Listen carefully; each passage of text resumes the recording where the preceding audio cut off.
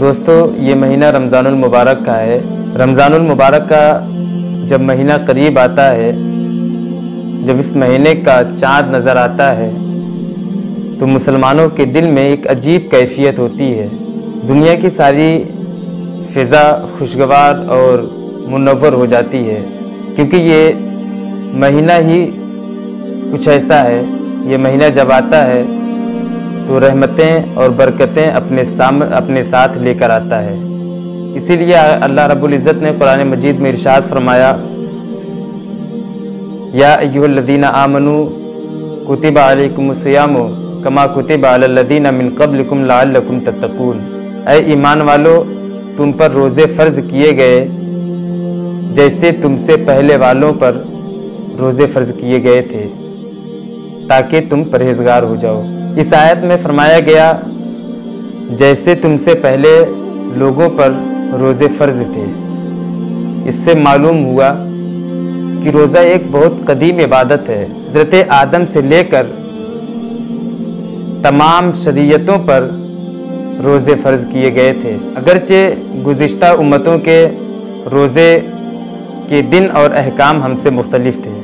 حضرت سعید بن جبیر رضی اللہ تعالیٰ عنہ کا قول ہے کہ ہم سے پہلے والے لوگوں پر عشاء سے لے کر دوسری رات آنے تک روزہ ہوا کرتا تھا، جیسا کہ ابتدائی اسلام میں بھی یہی دستور تھا۔ اہل علم کی ایک جماعت کا یہ قول ہے کہ نصارہ پر اسی طرح کا روزہ فرض کیا گیا تھا۔ کبھی تو روزوں کا مہینہ سخت گرمی کے ایام میں ہوتا تھا، کبھی سخت سردی کے ایام میں ہوتا تھا، جس کی وجہ سے انہیں سفر کرنے اور اپنے کاروبار میں سخت دشواری اور تکلیف کا سامنا کرنا پڑتا تھا۔ چنانچہ ان کے بڑوں نے اکٹھے ہو کر ایک میٹنگ کری اور باہم مل کر یہ معاملہ طے کیا گیا کہ روزے سردیوں اور گرمیوں کے ایام سے ہٹا کر سال کے کسی اور مہینے میں رکھ دیتے ہیں۔ چنانچہ ان لوگوں نے اس روزے رکھنے کے جو ایام مقرر کیے وہ موسم ربیع میں مقرر کیا گیا۔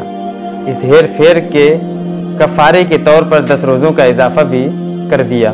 پھر ان کا بادشاہ بیمار ہو گیا اور اس نے نذر مانے کی اگر ان کا بادشاہ صحت و تندرستی پا گیا، تندرست ہو گیا، مرض سے شفا پا گیا تو 1 ہفتے کے روزے کا اضافہ اور کر دیا جائے گا۔ چنانچہ جب وہ تندرست ہو گیا تو اس نے لوگوں کے لیے ایک ہدایت بھیجی اور کہا 1 ہفتے کے روزے کا اضافہ کرو۔ جب یہ بادشاہ مر گیا تو ان کا دوسرا بادشاہ حاکم ہوا، حکمران ہوا، تو اس نے لوگوں کو حکم دیا کہ تم پورے 50 روزے پورے کرو۔ پھر انہیں 2 موتیں پہنچیں اور وہ موتیں کسی انسان کی نہیں بلکہ 2 جانوروں کی تھی۔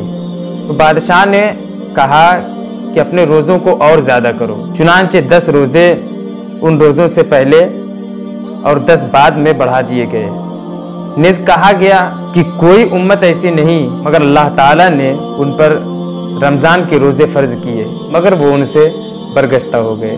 سامعین محترم، آیت مبارکہ جو میں نے تلاوت کی، اس آیت میں کما کتب علی الذین من قبلکم میں جو تشبیہ دی گئی، اس سے مراد صرف روزے کی فرضیت میں تشبیہ ہے۔ یعنی اے مومنو، تم سے پہلے بھی شریعتیں جو تھیں وہ روزوں سے خالی نہ تھیں۔